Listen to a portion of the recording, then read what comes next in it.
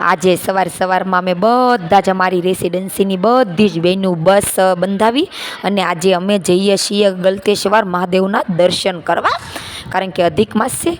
તો ચાલો બધાને તમને દર્શન કરાવું ત્યાંના.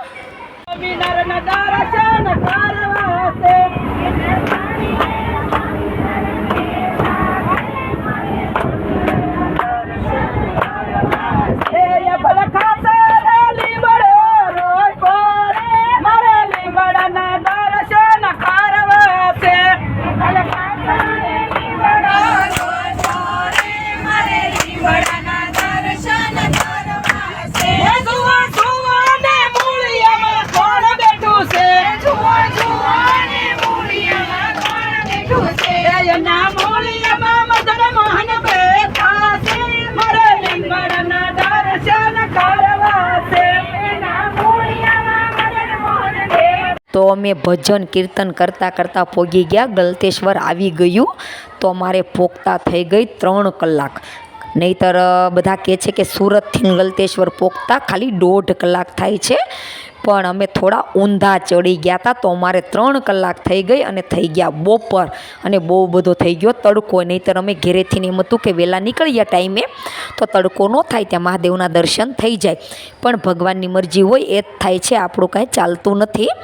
તો જુઓ આવી રીતના બધા જ એક જગ્યા પર સાંયે ભેગા થઈ ગયા અને હવે જવાનું છે મહાદેવના દર્શન કરવા મંદિરમાં.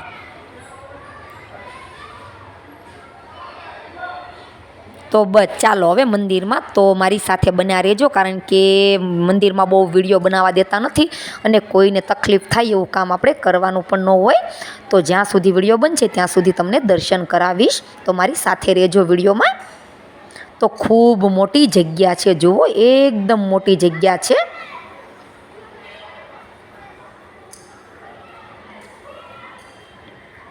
અને મંદિર પણ ખૂબ સુંદર મંદિર છે. તમે ન આવ્યા હોય તો એકવાર ચોક્કસ તેને અહીંયા દર્શન કરવા આવજો. અને આ એક મહાદેવની મૂર્તિ છે, તે એકદમ ખુલ્લા વાતાવરણમાં છે અને ખૂબ સુંદર છે. તેને જોતાં જ આપણું મન આનંદિત થઈ જાય છે અને મન એકદમ હળવું ફૂલ થઈ જાય છે આના દર્શન કરવાથી. તો મને તો બહુ બધો આનંદ મળ્યો દર્શન કરવાથી. તો મેં શાંતિથી અહીંયા દર્શન કર્યા અને બસ પછી મોટો એક ઘંટ હતો અહીંયા બહાર, તો મેં અને કેશુએ વગાડ્યો ઘંટ અને હવે જવાનું છે મંદિરમાં દર્શન કરવા. તો ચાલો મારી સાથે. તો જુઓ આવું સુંદર એવું મંદિર છે અને મસ્ત મહાદેવની લિંગ છે એક. તો કેવો લાગ્યો તમને આ વિડીયો ફ્રેન્ડ? સારો લાગ્યો હોય તો લાઈક અને શેર કરજો. મળીએ નેક્સ્ટ વિડીયોમાં.